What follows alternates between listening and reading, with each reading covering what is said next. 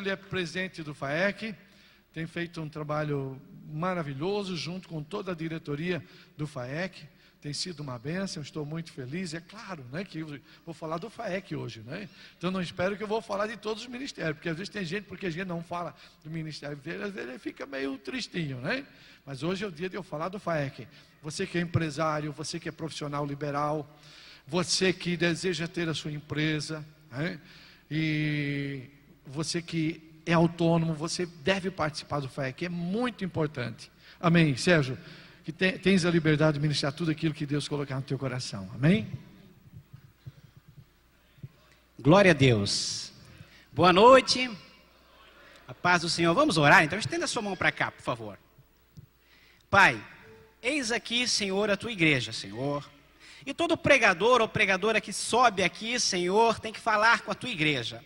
Nós não queremos vir aqui apenas falar por falar, Senhor. Esse é o ano do sobrenatural, Pai. Nós queremos falar como Paulo dizia, Senhor. A minha palavra e a minha pregação não consistir em palavras persuasivas de sabedoria humana, mas em demonstração de espírito e poder, para que a fé dos homens não se apoie na sabedoria humana, mas no poder de Deus. Aleluia, Pai. Então hoje, Pai, nós queremos entregar o controle dessa palavra, Espírito Santo, a Ti. Toma ela agora e toma o controle total e absoluto de tudo que vai acontecer daqui para frente, em nome de Jesus. Amém. Glória a Deus. Glória a Deus. Sempre, como eu digo, é uma honra, é um privilégio, mas é uma responsabilidade. E como o pastor Márcio Barnes sempre fala, ainda bem que tem um púlpito aqui para esconder, se a gente tremer um pouquinho. Mas assim, Deus ama as pessoas de coragem. As pessoas medrosas, elas não vão fazer muita coisa. Mesmo que você tenha um pouquinho de temor e tremor, venha, porque Deus vai usar o audacioso, o corajoso. Amém? Eu quero que você que trouxe a sua Bíblia, esteja abrindo no segundo livro de Crônicas, capítulo 5, verso 11 até o 14. E quando o pastor Gilmar pediu para trazer, essa palavra tem falado alguns dias comigo, e eu pedi confirmação hoje à tarde, e Deus ministrou ela no meu coração mais uma vez. 2 Crônicas 5, 11 a 14. Aleluia. Oh, Jesus. A minha Bíblia diz assim: E sucedeu que, saindo os sacerdotes do santuário, porque todos os sacerdotes que se acharam, se santificaram, sem guardarem suas turmas. E quando os levitas, cantores de todos eles, isto é, Asaf, Emã, Jedutum, seus filhos e seus irmãos, vestidos de linho fino, com símbolos e com alaúdes e com harpas, estavam em pé para o oriente do altar, e com eles até 120 sacerdotes, que tocavam as trombetas. E aqui que é interessante, ó. E quando eles uniformemente tocavam as trombetas e cantavam para fazer ouvir uma só voz, bendizendo e louvando ao Senhor, e quando levantaram eles a voz com trombetas e símbolos e outros instrumentos, músicos, para bendizer ao Senhor, porque era bom, porque a sua benignidade durava para sempre, então a casa se encheu de uma nuvem, a saber, a casa do Senhor, e não podiam os sacerdotes ter-se de pé para ministrar por causa da nuvem, porque a glória do Senhor encheu a casa. Amém? Glória a Deus. O tema dessa mensagem, dessa noite, eu quero dar um tema para ela, porque sempre fica mais fácil da gente lembrar. É atraindo a glória de Deus. E foi cantado aqui sobre glória, né? Quem pisou no santo dos santos, não tem outro lugar melhor para pisar. Permita-me contar um pouquinho da história. Esse é o momento em que Salomão está inaugurando um templo ao Senhor. E quando ele inaugura o templo a Deus, a glória de Deus, a fumaça de Deus entra com uma fumaça lá e enche aquele templo. E mais na frente, no capítulo 7, desce com fogo e consome os sacrifícios. Mas essa história começou bem antes, há 70 anos atrás. Uma breve introdução para você entender como foi feito o templo. Há 70 anos atrás, a arca estava por 300 anos lá em Siló. E Eli era o sacerdote da época, o último sacerdote, e quando os filisteus vieram e roubaram a arca de Deus. E quando eles roubaram a arca de Deus, é como se tirasse a presença de Deus da nação de Israel, porque a arca sempre simbolizava a presença de Deus, ainda que Deus não está somente em coisas materiais, mas Deus está dentro de nós, aleluia. Mas aquilo era um símbolo da presença de Deus, e os filisteus roubaram a arca. E diz a Bíblia que eles foram acometidos de doenças, e tiveram que trazer de novo a arca, mas não trouxeram ao lugar, a Siló de novo. Trouxeram até Kiriat Jearim, a 14 quilômetros de Jerusalém. E ali a arca permaneceu. Até que um dia passou o juizado, o reinado de Samuel, porque ele era juiz. Passou Saul, Davi. Davi disse: eu quero trazer a arca de novo. Porque a minha geração não viu a presença de Deus como via Moisés, como via os sacerdotes. Eu quero a arca de novo, ele disse. E ele resolveu ir atrás da arca e buscar a arca lá em Kiriat Jearim. E de repente ele traz, só que ele traz, na empolgação, ele coloca a arca em carros de bois. E não era assim que se transportava a arca de Deus. Os sacerdotes tinham que levar nas costas e tinham que se santificar, porque ali simbolizava a presença de Deus. O que nós aprendemos até aqui é que a presença de Deus não pode ser de qualquer maneira. A presença de Deus tem que estar em mim, tem que estar em você, aleluia. E os sacerdotes, a primeira vez que eles trouxeram em carro de bois, um dos meninos que estavam lá, a Bíblia diz, Uzá, deu uma balançada na arca, ele foi tocar na arca e foi fulminado. E ali aquela arca, e Davi fica triste e deixa a arca na casa de Obed-edom. E ele não desiste a princípio de trazer a arca, trazer a presença de Deus para Jerusalém. Mas 3 meses se passam. E Irão liga, não, na época não tinha celular, né? Escreve para ele, manda recado, se fosse hoje ligaria, né? Olha, um WhatsApp para você, Davi. Escreve para ele e diz: olha, por causa da arca, toda a casa de Obed-edom está prosperando, está acontecendo maravilha, está acontecendo sobrenatural na casa de Obed-edom. E Davi resolve dessa vez buscar a arca, mas ele busca da maneira correta. Ou seja, quando nós buscamos a presença de Deus, nós temos que buscar da maneira correta, com a reverência certa, não de qualquer maneira, aleluia. E ele traz a arca com os sacerdotes. E eu imagino naquela época, pastor Gilmar, que a Mical, que era filha de rei, uma mulher cheia de etiqueta, ela deve ter preparado uma festa para receber a arca, porque porventura eram 70 anos que aquela arca estava fora de onde devia estar. Então eu imagino que a Mical e as suas mulheres, as suas damas lá de companhias, prepararam uma festa para receber a arca. Eu imagino que deveria, com as melhores roupas de linho, tudo. Mas Davi vem. E os soldados, eu até, parece que eu estou vendo a cena, Davi dizendo para os seus soldados: olha, hoje nós vamos receber a arca de Deus, então nós temos que estar com a nossa melhor roupa, nós temos que estar lá adorando a Deus.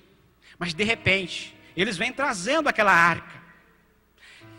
E Davi fica tão feliz, e na época, não era o protocolo um rei aparecer em público sem a veste real. Ele tinha que ter a sua coroa na cabeça, ele tinha que ter a sua veste real, mas Davi não deu mais nem bola para isso. Ele disse: o que eu quero é adorar a Deus, e ele foi sem as vestes reais, foi com uma estola sacerdotal.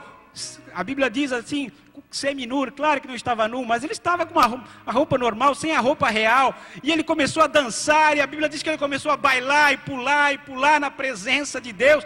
Parece que eu estou vendo aqueles soldados: se o rei vai fazer, eu vou fazer também. O que eu quero dizer para você? Não importa como você adore a Deus, não importa o que os outros vão dizer, sempre alguém vai falar alguma coisa diferente, mas adore com todas as suas forças. Se for preciso, pule, se for preciso, baile, mas comece a adorar a Deus. Aleluia, porque quando a gente manda a glória para cima, a glória de Deus vem para baixo. Não há outra coisa. Deus age e o homem age e Deus reage, aleluia. E ele começou a adorar, e ele quebrou o protocolo. Tanto é que a mulher dele, a Mical, diz assim: olha, Um rei de Israel vai lá dançar como qualquer um dos vadios. Ela usou essa palavra mesmo. Como qualquer um dos vadios. E ele disse, eu me humilharei ainda mais na presença do meu Deus, que escolheu a mim por rei e não a teu pai. E assim começa a história, com a presença da arca. O que é que eu quero dizer? Hoje é noite de adorar a Deus. Se precisar pular, pule. Se precisar glorificar, glorifique. Mas adore a Deus. Não importa o que o teu vizinho da direita, o que o teu vizinho da esquerda vai dizer. O que importa é o que Deus vai pensar a teu respeito. Porque olha o que aconteceu com Mical. Ela foi estéril. Ela nunca teve filho. Porque ela falou algo que não deveria ter falado. Ela falou contra a adoração de Deus. Aleluia. Isso foi no capítulo 6 de 1 Samuel. No capítulo 7, então Davi cria o desejo de ter fazer a casa de Deus. Até então, quem tinha templo eram os outros deuses. Mas Davi disse, que o profeta Natan disse, faz aquilo que está conforme o seu coração. Mas olha que coisa interessante. Ele não pediu a Deus direção. Ele simplesmente concordou com o rei. Faz aquilo que está no seu coração.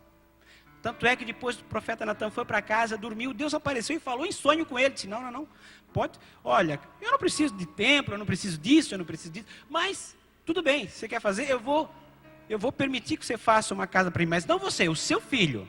Você apenas vai preparar, o seu filho vai fazer. Então, o profeta falou para falar, olha, como a gente tem que ter prudência no que fala, quando fala em nome de Deus, em nome de Jesus. Você tem que saber o que você está falando. Tanto é que ele teve que voltar e deu. E Davi começa a preparar a casa de Deus. Esse templo. E ali em 1 Crônicas 21 acontece outro fato interessante antes da construção do templo. Antes da glória de Deus descer lá. Davi, chega um momento que ele está guerreando, ele era soldado por natureza, ele era valente, audacioso, e ele resolve contar o seu exército. E o seu comandante, Joabe, diz assim, não, meu rei, não conte. Para que isso? Vamos cometer pecado contra o Senhor. Inclusive o profeta Gade diz para ele, não, Davi, não faça isso. Mas ele contou. Ele começou a confiar mais nos homens do que o próprio Deus, que ele dizia que era o Senhor dos exércitos, o Deus da guerra. E Deus pega mais uma vez e diz, olha só, por que eu estou contando isso? Para você entender. Aí Deus manda o profeta Gade falar com ele e dizer assim, olha, Davi, 3 coisas eu vou te dar. Você pode passar 3 anos o teu povo de fome, 3 meses na mão dos teus inimigos, ou 3 dias eu vou botar peste sobre a terra. E ele disse, bom, na mão dos meus inimigos, não quero. Eu vou ficar na mão do meu Deus. Quem sabe ele não se tenha misericórdia e se arrependa do mal e me perdoe. Uma das coisas que chamava a atenção de Davi é que quando ele errava, ele assumia. Não era como Saul, que colocava a culpa nos outros, que tinha desculpa. Quando eu errar, quando você errar, nós temos que assumir. Porque Deus ama um coração sincero. E um coração sincero é aquele coração que diz, não, eu errei. Olha, pastor, eu errei. Ah, você olhou para aquela... Olhei. Eu não queria. Não, às vezes você queria, sim. Aí você quer enganar, você vai ter que pedir perdão 2 vezes para Deus. Porque você queria fazer o pecado... E disse que não queria. E diz, Senhor, eu não queria, mas eu fiz. Não, você queria, então seja sincero. E Davi era sempre sincero. Quando ele errava, ele errava. E ele assumia. E logo ele se prostra. E diz a Bíblia que ali, em 1 Crônicas 21, que ali na eira de Ornã, o Jebuseu, Deus começou a enviar praga, mortandade. E 70 mil homens morreram. E quando chega ali, ele vê um anjo com a espada naquele monte. E aquilo era para matar, para dizimar o povo de Judá, de Israel. E Davi se prostra em pano de saco, ele e seus amigos ali, e adora o Senhor. E quando aquele anjo vê essa atitude de Davi se prostrando a Deus, ele para e Deus diz, basta, ele se arrependeu. Não que Deus se arrependa do que faz, mas ele diz, não, eu vou mudar, já que o coração dele mudou, eu vou mudar minha proposta também. E ali, ele faz o quê? Ele oferece um sacrifício, ele compra aquela eira em lugar de plantar trigo, para quem não sabe. E o Ornã disse assim, eu dou para você os bois e a eira. Ele disse, não, eu quero comprar. E diz a Bíblia que foi 600 ciclos, isso dá mais ou menos quase 7 quilos de ouro. Se fosse multiplicar pelo grama de ouro, pastor Gilmar, era em torno de 900 a 1 milhão de reais ele comprou, ele pagou aquele terreno. Ele disse, não, eu quero, para o meu Deus, eu quero me dar alguma coisa que custa. Aleluia. Por que eu estou dizendo isso? Quando você quer o sobrenatural, quando você quer a glória de Deus, você tem que fazer a sua parte. Pastor Paulinho, antes do culto, até me confirmou essa palavra. Ele brincou assim comigo, ele sempre traz uma palavra para mim. Ele disse assim, olha, quer o natural? Obedeça a Deus. Quer o sobrenatural? Sacrifique-se por Deus. Ele disse, coloque o teu melhor diante de Deus. Faça algo inusitado, algo diferente diante de Deus. E Davi comprou. E ali, naquele local, foi construído o templo. Uma coisa que era um local que era para ser um local de tragédia, um local de morte, Deus pega e muda e faz no local de bênção. Talvez você, a tua família, era para ser um local, um lugar de maldição. Talvez você nem era para estar aqui. Deus pega aquilo que era para ser maldição e vira em bênção, porque o meu Deus, o teu Deus, Ele é especialista em transformar tragédia em bênção, aleluia. Ele pega aquilo que era para ser uma vergonha e honra, aleluia. E assim começa a história da construção desse templo. Mas como atrair a glória de um Deus tão grande, tão maravilhoso, um Deus que não pode ser medido com medidas humanas, um Deus tão grande, que não podemos sequer dizer o tamanho dele. Olha o que esses homens fizeram. Glória a Deus. A primeira coisa está ali, que eu li para vocês aqui, em 1 Crônicas 5:11. 2 Crônicas 5:11, obrigado. Diz assim: e sucedeu que, saindo os sacerdotes do santuário, para os sacerdotes se acharem, se santificaram, sem guardarem as suas turmas. Olha que interessante. Eles se santificaram. A primeira coisa para atrair a glória de Deus, para atrair a presença de Deus, para que o sobrenatural venha na minha e na sua vida, é santificação, aleluia. E o que é santificação? Ela tem 3 níveis. O primeiro nível é você decidir se separar para Cristo. Diz, não, a partir de agora eu aceito esse Jesus como meu Senhor, como meu Salvador. Eu vou viver uma vida para o meu Cristo, aleluia. Esse é o primeiro nível de santificação, quando você toma uma decisão por Cristo. O segundo nível é quando você resolve então se dedicar ao que você se prontificou a fazer, a sua decisão. Então você começa a ler a Bíblia, você começa a orar, você começa a buscar mais, você começa a ansiar pela presença de Deus, aleluia. Então esse é o segundo nível de santificação. E o terceiro nível de santificação, aí não é com você, aí é com Deus. É quando Deus diz assim, epa, ele está buscando? Ah, então agora eu vou enchê-lo, eu vou revesti-lo com a minha presença, eu vou derramar o poder que vem do alto, até que ele seja cheio da minha plenitude, cheio da minha bênção, aleluia. E de repente quando você olha, você está falando em línguas, você está orando, e Deus está abençoando, está curando enfermos, está fazendo sinais e maravilhas, porque isso não é você que faz, é o Deus que está em você, que faz isso, aleluia. Então existem 3 níveis de santificação. A primeira é separação, você decide por Deus. A segunda, você se dedica, ora, busca, jejua, busca a palavra, estuda, faz teologia, faz aquilo que está para você fazer. E o terceiro nível, quando você fez os 2 primeiros níveis, então aí é com Deus. Aí Deus pega, te enche. E quando você percebe, diz, meu Deus, como eu fiz isso? Não foi você mesmo, foi o Deus que está em você que fez, aleluia. Então a primeira coisa para atrair a glória de Deus, aleluia, é a santificação. Segundo passo para atrair a glória de Deus, está no versículo 12, que diz assim, de 2 Crônicas 5:12. E quando os levitas, cantores de todos eles, isto é, Asaf, Emã, Gedutum, seus filhos, seus irmãos, vestidos de linho finos, com símbolos e alaúdes, com eles, com harpas, estavam de pé para o oriente do altar, e com eles até 120 sacerdotes tocavam as trombetas. Eles estavam de pé, eles estavam de prontidão. A segunda coisa que Deus quer depois da santificação é a disponibilidade. Deus não está procurando gente capacitada. Você já ouviu isso muitas vezes, mas precisa ouvir de novo, e eu preciso também.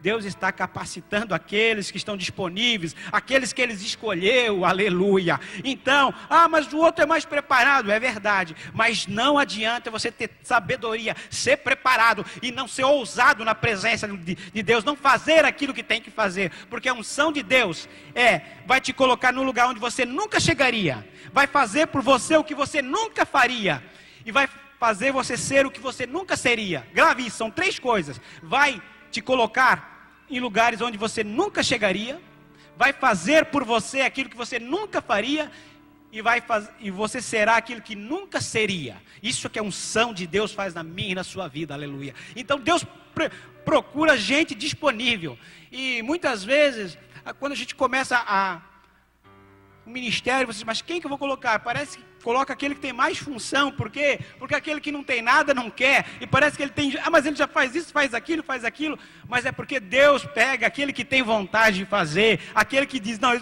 Senhor, eis-me aqui, como diz Isaías 6:8, a quem enviarei? Isaías diz, eis-me aqui, Senhor, envia a mim, apesar dos meus lábios impuros, apesar das minhas falhas, mas envia a mim, aleluia, coloca a tua brasa os meus lábios e me santifica, aleluia. É isso que Deus faz, glória a Deus. E quando você se santifica, você está disponível, isso quer dizer que você toma uma posição em Cristo e diz, não, eu vou servir a Deus. O que é servir? Servir é estar pronto para fazer aquilo que você tem que fazer para alguém.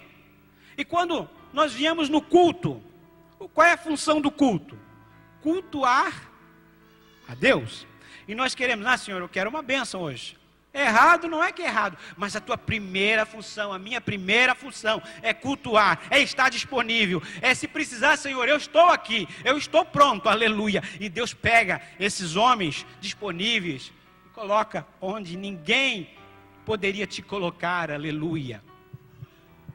Então, quando você se dispõe a fazer algo para Deus, claro que vão ver lutas, claro que vão vir adversidades, claro que vai vir, o inimigo vai querer dizer, não é para você isso aí, ninguém tá notando o que você está fazendo. Não espere elogio, aplauso de homens, espere o reconhecimento de Deus, porque nós homens, às vezes erramos, a gente queria dizer esquece, mas Deus está vendo, aleluia. E eu digo mais, a melhor oração, já foi dito aqui também, é aquela quando ninguém vê. Porque aqui você viu, aqui o homem viu você orando, você fazendo, você já recebeu de certa forma os louros, os aplausos da plateia, vamos dizer assim. Mas quando você orou em silêncio, quando você jejuou e ninguém viu, quando você se prostrou diante de Deus para um milagre, aquela pessoa nem sabe que você estava orando, nem sabe que você estava jejuando, nem sabe o que você está fazendo. E quando você vê aquela pessoa salva, aleluia, é isso que dá valor ao Evangelho, porque Deus viu e Deus operou, aleluia. E Deus está querendo uma igreja assim, que começa a não esperar que os homens olhem, mas esperar os olhos de Deus sobre a nossa vida, aleluia. Pode aplaudir para o Senhor. Quando nós mandamos glória para o céu, Deus manda glória para nós. E eu digo isso para mim também. Nós temos que parar de ser uma geração de meninos mimados ou meninas mimadas. O que é isso? Que se alguém diz algo para nós ou fala, não queremos mais, eu não faço mais. Você não faz por causa do homem, você faz por causa de Deus, aleluia. E ainda que você erre, ainda que você falhe, mas Deus diz, eu te entendo, Sérgio. Mas vamos fazer de novo, e melhor, e melhor, e melhor, e melhor. Se eu e você queremos o sobrenatural, nós temos que fazer aquilo que ainda não fizemos, aleluia. Então, o primeiro passo é a santificação. O segundo é a disponibilidade.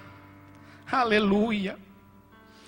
E o terceiro passo, para atrair a glória de Deus, eu acho tremendo isso, aleluia, está aqui, no versículo 13, no mesmo texto, que diz assim: e quando eles, uniformemente, tocavam as trombetas, e cantavam para fazer ouvir uma só voz, bendizendo, eu vou dizer de novo, bendizendo e louvando ao Senhor. E quando levantavam ele a sua voz com trombetas e símbolos e outros instrumentos músicos, para bendizer ao Senhor, porque era bom, porque a sua benignidade durava para sempre, então a casa se encheu com uma nuvem, a saber, a casa do Senhor. Eu fico imaginando essa cena. Davi preparou antes, Salomão detalhadamente fez cada objeto do templo. O altar, as cadeiras, as colunas, a arca que já estava pronta lá, a pintura, os detalhes do templo. Imagine que esse templo era maravilhoso, porque a Bíblia diz que é, de ouro e tal. Ele levou 7 anos, foram 180 mil pessoas que trabalharam lá, mais ou menos. Eu imagino ele chegando e perguntando para os seus assessores: pois é, mas eu quero uma música nova para inaugurar o templo. E quem é o melhor músico de Israel? Eu imagino que aqueles assessores disseram assim: olha, o melhor músico era o teu pai, o Davi. Olha os salmos que ele fez e tal.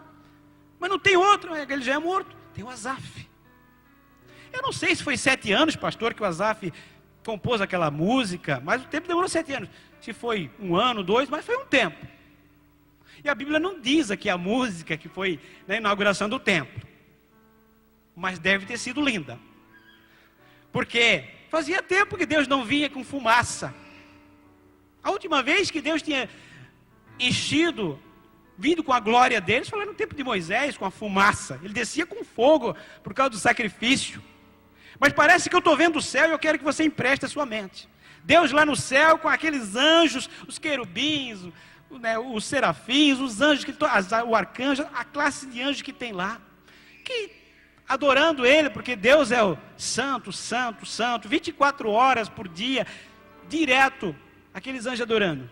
Mas de repente ele começou a ouvir um louvor aqui na terra, pela cronologia bíblica, que o Asaf devia ter mais de 60 anos. Mas ele disse: não, essa música vai ser diferente. Essa música, eu quero atrair a presença de Deus. E deixa eu dizer uma coisa para vocês, músicos. Deus não está procurando músicos, não está procurando gente com talento. Deus está procurando adoradores. Ele disse, e o Asaf disse: eu quero adorar o meu Deus, aleluia. E parece que eu vejo ele, são 120 ali, músicos, pelo que eu vi, tocando trombeta e tal, uniformemente. E aquele louvor começou a entrar no templo. E parece que Deus diz assim: não, deixa eu descer. Vou quebrar o protocolo. Assim como o Davi quebrou o protocolo, o meu servo Davi, eu vou quebrar o protocolo. Eu vou descer de novo. E eu vou entrar nessa casa. Eu disse que eu não habitaria em casas feitas por mãos humanas, mas eu vou quebrar o protocolo. Eu vou descer. E a glória do Senhor começa a encher aquela casa, aquele templo.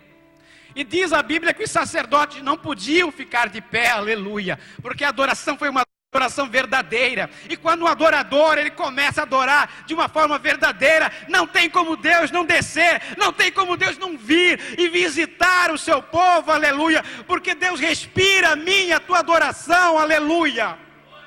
Então, o que você está fazendo? Comece a adorar o nosso Deus, porque quando você adora, quando eu adoro, o nosso Deus vem, aleluia, aleluia, aleluia. Oh, Jesus. E Asaf canta aquele hino, e Deus chegou primeiro. Ele disse: deixa eu entrar. E a fumaça entrou naquele templo. E o que a adoração produz na minha e na tua vida? Primeiro, claro, traz a presença de Deus. E a presença de Deus, vem os milagres, vem o sobrenatural e tudo de bom que eu e você possamos imaginar. Mas a adoração verdadeira, olha que interessante. Quando você começa a adorar de verdade, começa a entrar em espírito, em adoração, talvez alguém do teu lado não entende. Eu não estou nem aí, às vezes eu estou ali no banco, estou adorando, estou chorando, e de vez em quando eu pego alguém olhando para mim, uma criança ou alguém, estou nem aí, o que importa é adorar meu Deus, aleluia, né? Às vezes as pessoas ficam caladas, porque Salmo 51, 17, Deus não resiste um coração contrito e quebrantado. Então quando você começa a adorar a Deus, aleluia, cadeias são quebradas. Primeira coisa, muralhas são derrubadas e cadeias são quebradas. Talvez alguma coisa não acontece na minha tua vida, porque falta adoração, falta a presença de Deus. Paulo e Silas estavam apanhando, fizeram tudo certo e deu tudo errado. Na cadeia, e quando eles começaram a adorar e cantar a Deus, aquelas cadeias foram abertas. Quando Josué resolveu adorar a Deus, as muralhas caíram. Quando eu e você resolvemos adorar a Deus, o inferno treme, aquelas cadeias, aquelas muralhas têm que cair, porque Deus é Deus de vitória, Deus é Deus de sobrenatural, e quando você adora o Deus de todo poder, Ele vem e faz aquilo que você e eu nunca faríamos, aleluia.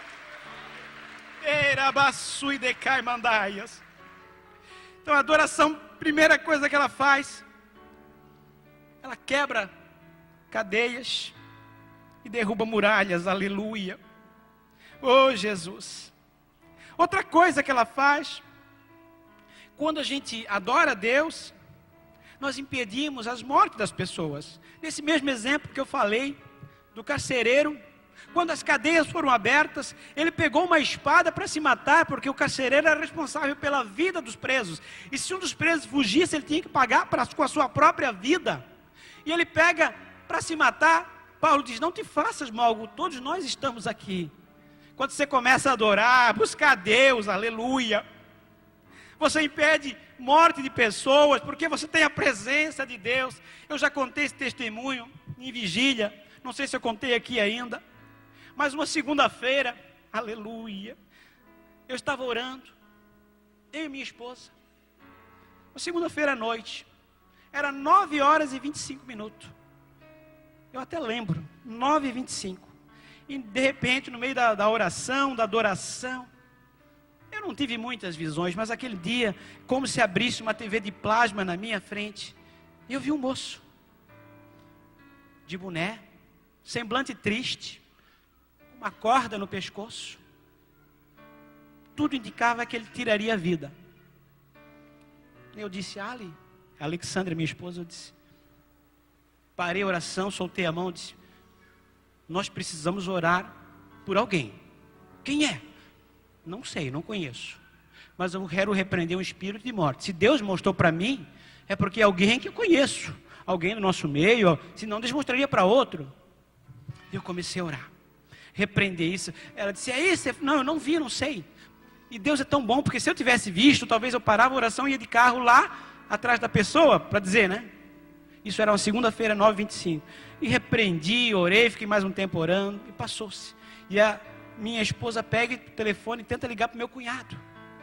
Porque ele estava numa fase ruim, e não consegue ligação, e não consegue. E no outro dia, olha só que interessante. Aleluia. O meu cunhado liga para ela.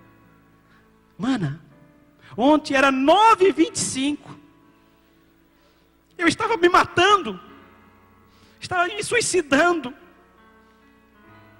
Eu escrevi uma carta para ti, mana, e para o Sérgio, que eu não tinha mais vontade de viver. Eu queria morrer, ia me suicidar, era 9h25. Mas de repente, não sei porquê, eu resolvi dar uma saída. E quando eu saí, eu passei na frente de uma igreja. E eu vi uma música tão linda. Eu entrei lá. E eu perdi, eu não quero mais me matar. Eu quero viver a glória. O meu Deus, o teu Deus responde a oração instantaneamente. Quando você adora, Ele impede que as pessoas morram. Aleluia. Ei, Jesus, Tu és bom. A adoração traz a presença de Deus. Aleluia.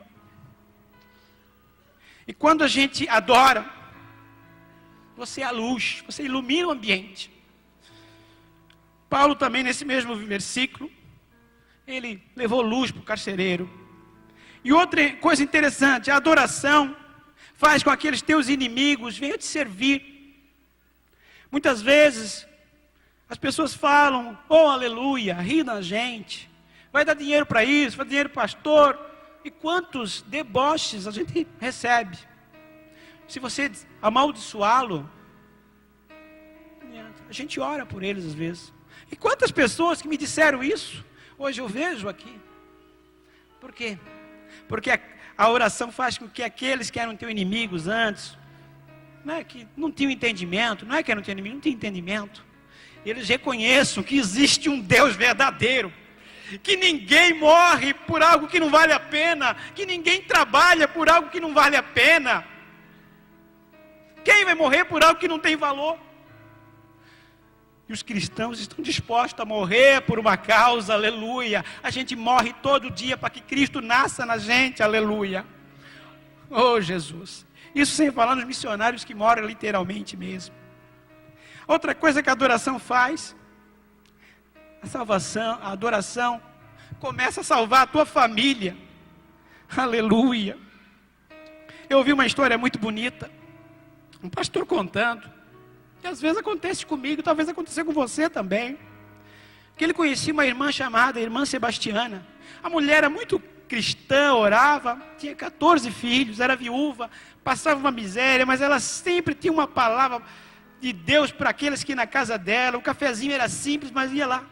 E um dia, ela foi acometida por um câncer daqueles galopante. E esse pastor disse, meu Deus, como essa mulher tão fiel, busca tanto a Deus, como foi acontecer isso com ela? E ele foi lá para tentar orar por ela e não conseguiu, e começou a chorar. O filho dela saiu, e ela não chorava, e ela disse, Irmã Sebastiana, eu vim aqui para orar por você. Não precisa, ela disse. Jesus está me esperando. Mas você não geme? Não gemo. Porque essa do lado aqui, ó, ela disse assim, eu quero ver se o teu Deus agora, eu quero ver você gemer e chorar até morrer. E eu disse, não vou gemer, porque eu preciso que ela seja salva. Morrendo, ela estava ganhando alma, aleluia. Não murmurava. E disse que aquela mulher morreu. E foi uma meia dúzia de irmãos lá. E esse pastor disse, meu Deus, há um mês atrás, foi um dono de uma empresa, foi tanta gente, até o presidente da república veio aqui, foi um enterro tão bonito, e ela, meia dúzia, mulher que só fez o bem. E ele pensando assim, e quando ele estava saindo, o coveiro chamou, ele disse, vem cá, essa mulher devia ser muito importante, né? Ele disse, era uma filha de Deus. Não, porque você não viu? Aquele pessoal ali, não sei se era da Marinha, tinha uma turma toda de branco, nunca vi tanta gente cantando um hino tão lindo ali atrás de vocês, cantando. Deus, Ele vem, manda os seus anjos, Ele faz abrir os olhos daquele que nem servia a Deus, para mostrar para aquele que serve a Deus, que Deus é Deus. E não importa o que você está vendo ou o que está acontecendo, Deus continua sendo Deus, e Ele é Deus de poder e Deus de glória, aleluia. Oh Jesus, santo é teu nome, Senhor. E Ele nos confere então ousadia e autoridade, aleluia. Quando você começa a adorar, entrar na presença de Deus, não é você que entra na presença de Deus, é Deus que entra na tua presença, aleluia. Porque o Deus lá do céu, Ele se faz tão pequeno para entrar dentro da gente. E é claro que nós não mereceríamos, porque nós erramos, nós pecamos. Mas o Deus diz assim, eu não estou procurando gente perfeita. Estou procurando gente que busca perfeição. Um coração sincero é que erra e se arrepende e diz, não, Senhor, eu errei, mas eu quero me acertar contigo. E Deus é Deus, que Ele pega um coração sincero, um coração de adorador, e leva onde você nunca, jamais iria imaginar. E para fechar a mensagem, e o mais impactante, quando Deus vê um coração adorador, aleluia, Ele derrama a sua glória. Quem pisou no Santo dos Santos não quer outro lugar. Eu não posso acreditar que alguém que já provou da glória celestial, alguém que buscou, que experimentou o mover de Deus, um Deus tão grande, de repente não quer mais esse Deus. Como? Quem pisa no Santo dos Santos, quem busca a presença de Deus, não quer outro lugar para estar. Porque eu e você temos que carregar a presença de Deus. Aonde eu for, se eu for no trabalho, eu tenho que ter a presença de Deus. Se eu estiver em casa, eu tenho que ter a presença de Deus. Se eu estiver na igreja, eu tenho que ter a presença de Deus. Se eu estiver na escola, na faculdade, qualquer lugar, eu tenho que ser a presença de Deus, porque eu sou embaixador de Cristo. Aleluia. Aleluia. Eu não sei como é que você está, como é que você passou o ano, como é que você chegou até aqui. Não sei mesmo. Alguns eu conheço, outros não. Mas o que eu quero dizer para você nessa noite, eu não estou te oferecendo uma religião barata, não quero mexer com a tua emoção. O que eu quero dizer é que é tempo de voltar para casa. É tempo de voltar para casa. Você quer o sobrenatural? Amém. Então é tempo de fazer o que você nunca fez. Se precisar vir de joelho aqui, eu venho. Se precisar entregar minha vida para Deus na frente do mundo, eu entrego. Mas eu quero Deus. Aí no mundo, tem muita diversão. Mas vai chegar no final da festa, você precisa de mais uma festa, e mais uma festa, e mais uma festa. Porque no fundo, você tem um vazio. Eu já passei por isso. Hoje, quando a gente está em Deus, tudo muda. Porque Deus é um Deus que muda todas as coisas. Eu lembro que eu fui pregar num retiro de homens. Para 50 e poucos homens estavam lá. E eu fui pregar sobre o batismo no Espírito Santo. Tem coisa que é só crente que entende, né? E eu fui lá ministrando, estava na unção. E de repente Deus começou a pegar todo mundo. E foi, caiu um, caiu o outro. Mas foi. E quando eu percebi, eu estava no chão também. E eu estava lá, cheio da presença de Deus. E quando a minha parte racional disse, que vergonheira, eu pensei comigo. Eu vim aqui para ministrar o batismo do Espírito Santo. Eu, né, ministrar, como se fosse eu, né, que é o Espírito Santo. Eu estou aqui caído. Quando eu olhei, pastor Marcos caído. Quando eu olhei, pastor Namur caído. Quando eu olhei, todos os obreiros caídos lá. Deus, Ele pega, Ele faz o que quer, com quem Ele quer, na hora que Ele quer, porque Ele é Deus. E quando você prova isso, você não quer outra coisa, aleluia. Não é um álcool, uma droga que vai te satisfazer, porque a presença de Deus, ela é muito mais do que isso. E eu queria perguntar, nessa noite, eu não posso terminar o culto sem isso. Existe alguém entre nós que nunca fez uma aliança com Jesus? O que é uma aliança com Jesus? É dizer o seguinte: olha, eu vivi do meu jeito, sabe? Fazia o que eu quero, mas eu não deixei Jesus ser o Senhor da minha vida. É como eu digo sempre, é como se fosse um carro, onde eu dirijo. Jesus, Ele vai de carona, Ele vai onde eu quero, mas Ele está comigo. Não estou dizendo que você não tem Jesus. Mas hoje você quer trocar de posição. Diz: Jesus, deixa eu ser o caroneiro. Dirige a minha vida. Eu quero provar onde tu vai me levar. Eu quero que tu me leve a lugares onde eu nunca fui. Eu quero que você faça algo sincero. Você, que nunca fez uma oração de aceitar Jesus. Eu não estou te pedindo para você trocar de igreja, trocar de uma religião. Eu estou dizendo, porque a Bíblia diz: se confessares ao Senhor Jesus com a tua boca e com o teu coração, creres que Ele ressuscitou dentre os mortos, serás salvos. Existe alguém que nunca fez uma oração de aceitar Jesus como seu Senhor e Salvador? Levante sua mão. Estou vendo alguém? Não estou... Ninguém? Todos já são de Cristo? Amém? Glória a Deus. Eu não vou oferecer de novo, porque Jesus não é um produto barato. Na verdade, nós é que teríamos que diz: Jesus, me aceita. Mas tudo bem.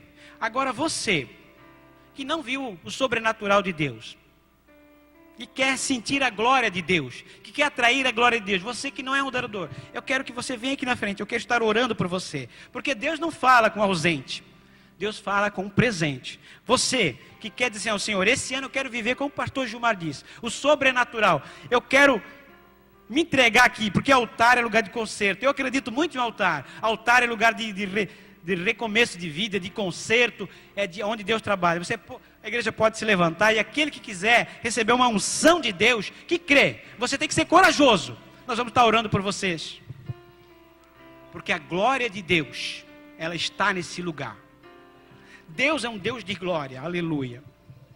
Você pode chegar aqui na frente. Talvez muita coisa na tua vida deu errado. Você talvez até faz tudo certo, mas dá tudo errado.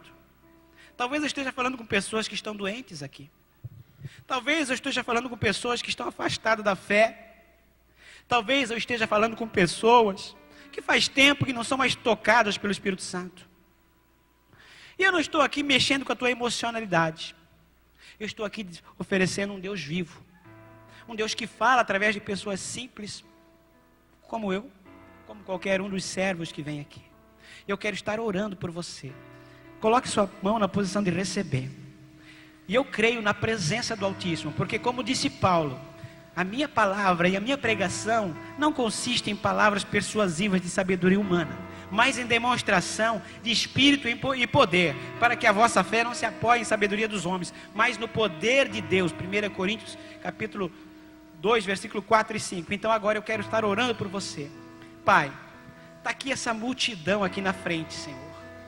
Eu não conheço a maioria, Senhor. Alguns eu conheço de vista. Mas Tu conheces, Senhor. Tu conheces tão bem, Senhor. Talvez tem pessoas que estão há anos na igreja. E ora caem, ora voltam. Eles queriam ter uma vida firme contigo, Senhor. Mas eles não estão mais olhando para Ti. Eles começaram a olhar para a tempestade, em vez de olhar para o Cristo que acalma a tempestade, aleluia. Então nessa noite, Pai, eu os coloco na Tua presença. Abre o céu sobre a vida dele agora, sobre a vida de cada um. Começa, Pai, sopra o Teu Espírito sobre eles agora, Senhor. Sopra sobre eles o Teu Espírito, Senhor. Começa a dar um renovo. E eu sei, Deus, que nós não precisamos nem sentir, Deus, porque Tu estás aqui. Mas quando Tu permite que nós sintamos a Tua presença, Senhor, é porque Tu trabalha a nossa incredulidade, que muitas vezes precisamos sentir para crer, Pai. Então começa a dar um toque agora neles, Pai. Sopra sobre eles o mover Teu, Senhor, o Teu poder. Sopra, Espírito Santo. Começa a ministrar, Senhor, uma unção nova, Pai. Sabe, Senhor, aqueles sonhos que estavam perdidos, que estavam lá na gaveta, no fundo do armário, que nem lembrava mais daqueles sonhos, que um dia sonharam tanto, mas a vida foi tão dura, parece, com eles. Hoje, em nome de Jesus, volte a sonhar, porque o Deus do sobrenatural vai ministrar na sua vida, vai te fazer a ser um sonhador, e não só um sonhador, não uma sonhadora, mas alguém que realiza, que anda na presença de Deus. E sempre começo do ano é tempo de novos propósitos, de recomeçar. Então, em nome de Jesus, se existe alguém doente aqui, Pai, Tu és o Deus da cura. Se existe alguém, Pai, com problemas financeiros, Tu és o Deus das finanças também. Se existe alguém, Senhor, com problema na família, Tu és o amigo da família. Ninguém mais do que Você amava a família. Tu és uma família preferida, a família de Lázaro. Se existe alguém, Senhor, que nem acredita mais, Lázaro nem fé tinha, estava até morto, mas ele era amigo de Jesus, e quando Jesus orou por ele, ele voltou, aleluia. Então hoje, em nome de Jesus, volta, Senhor, renova, renova, renova, faz de novo aquilo que nunca foi feito, que eles sintam, Senhor, o mover do Espírito, porque Tu és Deus que estás nesse lugar, aleluia, aleluia, aleluia, aleluia, glória a Deus, aleluia. Você pode adorar ao Senhor, não saia da presença de Deus. Deus está nesse lugar, receba a Tua bênção, aleluia. Eu me rasgo por inteiro, faço tudo, mas mas vem novamente. Eu mergulho na mirra ardente, mas peço que tua presença